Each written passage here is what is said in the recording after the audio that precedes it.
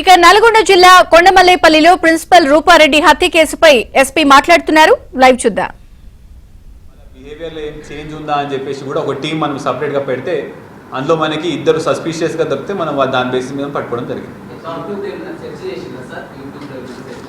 యూట్యూబ్లో త్వరగా డబ్బులు ఎలా సంపాదించాలి అని ఇట్లాంటివన్నీ సెర్చ్ చేయడం మనకి ఇప్పుడు దాకా దొరుకుతున్నది. ఇంకా దాని మీద ఇంకా మనం ఇంకా విచారిస్తున్నాం.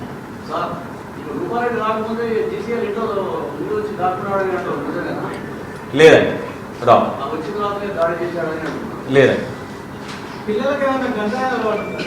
గంజాయి టెస్ట్ చేసినాము, గంజాయి నెగిటివ్ వచ్చిందండి. లేదు,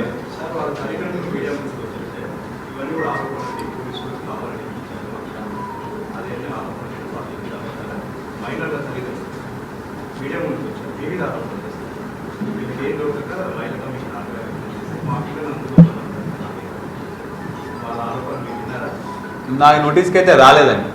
కాకపోతే ఇప్పుడు మన దగ్గర క్లించింగ్ ఎవిడెన్స్ ఏంటంటే ఇప్పుడు ఇతని పొజిషన్ నుంచి మనం ఒక 1,54,000 క్యాష్, ఆ క్యాష్ మీద రక్తం అనేది ఉన్నది. అదేవిధంగా ఇతను చెప్పే ప్రకారం కూడా మనకి ఫోన్ కూడా మనం రికవర్ చేయడం జరిగింది. అదేవిధంగా ఇప్పుడు ఆ కెమెరాస్లో కూడా సేమ్ బిల్ట్ స్ట్రక్చర్ అన్నీ కూడా ఉన్నాయి. డెఫినెట్గా we will look into all aspects. Okay, thank you.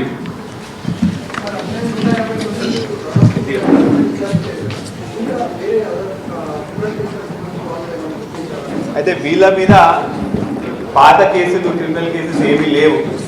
కాకపోతే మా నల్గొండ పోలీస్ తరఫు నుంచి ఒక అంశం ఇది, ఇప్పుడు మీరు చూస్తున్నారు చిన్నపిల్లలు, వీళ్ళు 16-15 సంవత్సరాలు ఉన్నారు.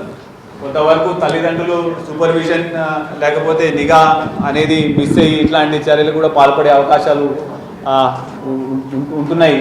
సో తల్లిదండ్రులందరూ కూడా వాళ్ళ పిల్లలు ఎటువంటి సెర్చ్లు, ఎటువంటి ఫోన్లలో ఏం చేస్తున్నారు, ఫ్రెండ్స్ ఎటువంటి మాటలు మాట్లాడుతున్నారు, లేకపోతే ఆవారా తిరుగుతున్నారా, ఏమైనా చెడు వ్యసనాలకు ఏమైనా అలవాటు పడుతున్నారా, ఇవన్నీ కూడా కంపల్సరీగా మనము వాచ్ పెట్టుకోవాల్సిన అవసరం ఉన్నది. ఎందుకంటే ఇట్లానే వదిలేస్తే మీరు చూసినారు, ఇప్పుడు ఒక ప్రిన్సిపల్ గారిని కూడా మర్డర్ చేసినారు. సో మా నల్గొండ పోలీస్ తరఫు నుంచి ఒక రిక్వెస్ట్, సో ఇట్లాంటివన్నీ కూడా పిల్లల మీద కంపల్సరీగా వాచ్ పెట్టాలని కోరుకుంటున్నాం. Thank you. మైనర్లని చైల్డ్ కేర్ కదా, జువెనైల్ జస్టిస్ బోర్డుకి పంపిస్తాం.